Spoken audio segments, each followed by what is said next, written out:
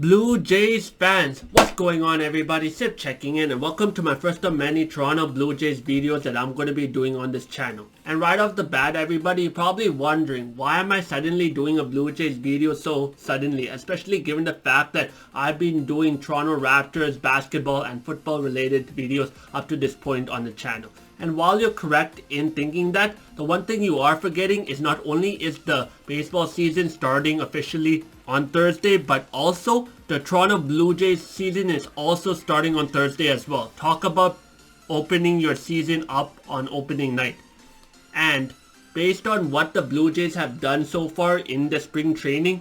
let's just say that things are really looking optimistic for the Blue Jays. And with all that combined, especially at this point in time, I gotta make a video on what can I expect from the Blue Jays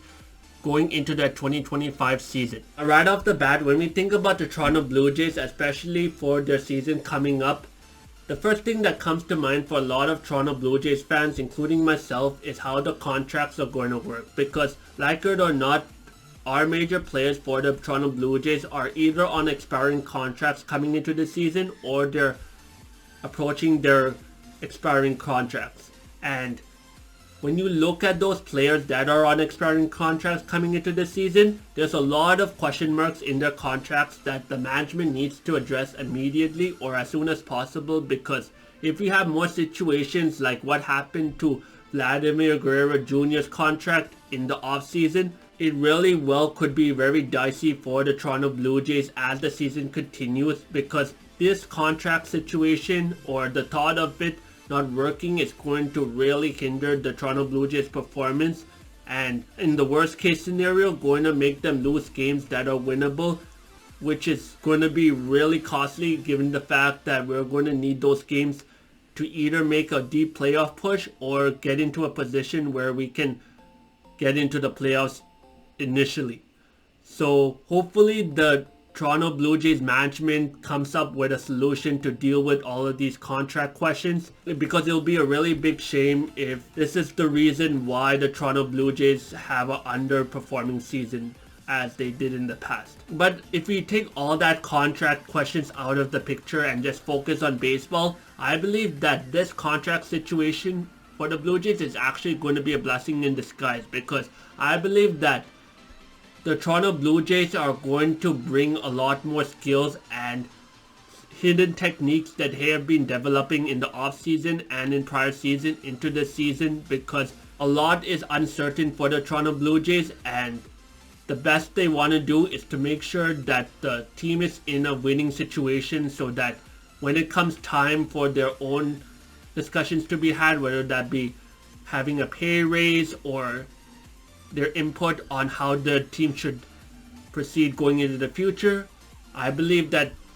having a strong performance will really tell the management that their input is valid and it's something that needs to be considered heavily. Now, speaking of moving forward with the Toronto Blue Jays, I don't know about you all, but for me, I usually think of the win-loss record that the Blue Jays might have in the upcoming season. And while in the past I usually have a definite win-loss number in mind, for this season I'm not really thinking about it, mainly because I honestly just want to see the Toronto Blue Jays play some great baseball, and the last thing I want is for this win-loss number to be a reason why they are having an underperforming season. And it's something that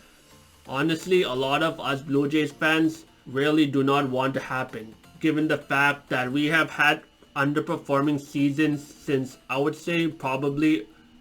past COVID. So it's high time we have a successful season and make a deep playoff push and ultimately win a championship again. So yeah, that wraps up my initial thoughts on the Toronto Blue Jays as they head into the 2025 season. And as you probably guessed from the way I talked about the Blue Jays in this video, they are definitely in a roller coaster of a season this upcoming season. But if they just block off that noise and play that Toronto Blue Jays baseball that we've come to love and appreciate these last couple of years, I believe that the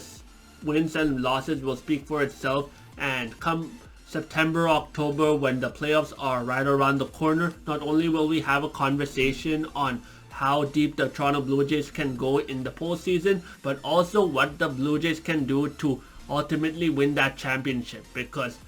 to be honest, the Toronto Blue Jays are prime time ready for a championship, and I believe that bringing a championship to Toronto will make up for all those underperforming seasons that the Toronto Blue Jays had up to this point, especially after COVID in 2020. But with all that being said, let me know in the comments below how you feel about the Toronto Blue Jays as they head into the 2025 season. Are you optimistic? Are you not optimistic? Do you have other emotions? As well as also let me know in the comments below what are your expectations for the Blue Jays as they head into this season. And yeah, chime in the comments and let's have all those conversations going on there. So with all that being said, thank you all so much for watching. I'll catch you all in the next video where we talk more Blue Jays baseball,